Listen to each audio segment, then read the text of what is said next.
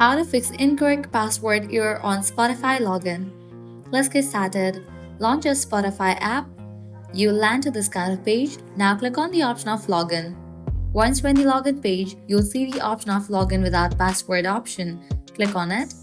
Now go ahead and type in your Spotify account's username, or also you can type in the email address that is linked with your account. I'm going to type in the email address. After you type in the email address, click on Get Link. Now you have to close this and check your mail. You'll be receiving mail from the Spotify. So you can see that Spotify has sent me the mail. You'll also receive similar kind of mail. You have to click on it. Then click on the option of Go to Spotify. And just for that, you will be logged into your account. Also, you'll get this kind of pop-up.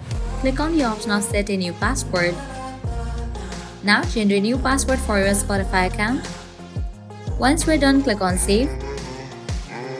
And just for that, your problem will be resolved. So this way you can easily fix incorrect password error on Spotify login. If this guide was helpful, don't forget to like, share and subscribe to our channel. Thanks for watching.